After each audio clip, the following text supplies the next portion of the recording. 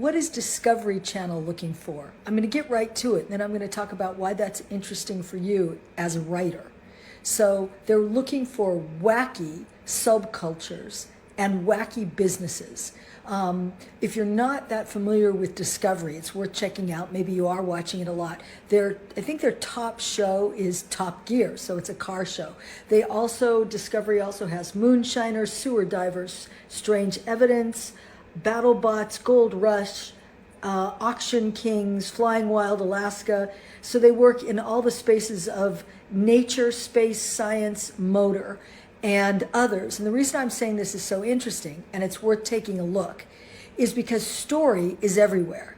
They also have on How the Universe Works, and then on Discovery Plus, they have those other shows like the Travel Channel and the Food Network with shows like Bizarre Foods and Ace of Cakes. The reason I'm bringing this up is to tell you that there's story in everything. So maybe you're working on some very tough pitch or serious life story, something you've experienced yourself or someone else's, and you may think, maybe take a break. Maybe there's something fun. Maybe you love to cook. Maybe you have other aspects of your personality you'd like to explore. Well, if you research a wacky business and it resonates for you, Discovery would be the place to take the pitch. And like other pitches, you're going to need a visual presentation, you're going to need a deck, you're going to need the Bible if it's necessary for what that show is. For live characters, of course, you're going to need to capture the live characters, but you can do it with your iPhone. It doesn't have to be something that you spend a lot of money on.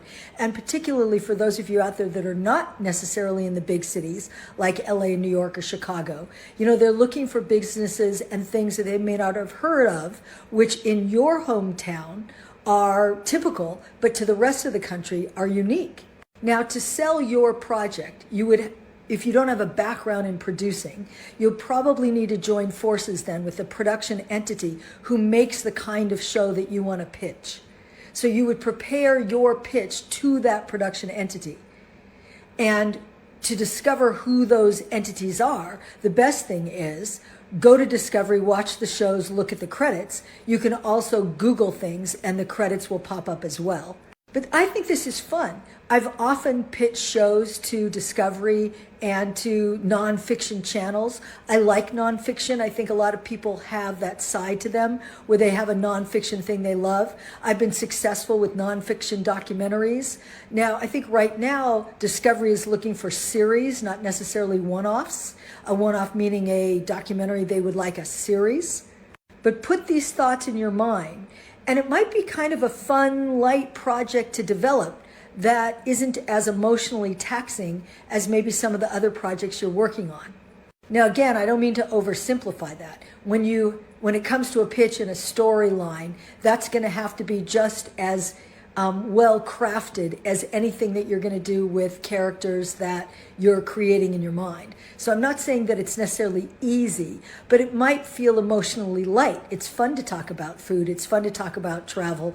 I love Duck Dynasty. I mean, it's fun to look at people and these subcultures. And the characters are true to life and they're fascinating. So I've often thought it fun in that a couple of friends of ours that are PhDs and professors, it amazes me, even though they're these intellectuals, what shows they watch when they're just looking for fun. I think all of us are moved by character and that heart connection.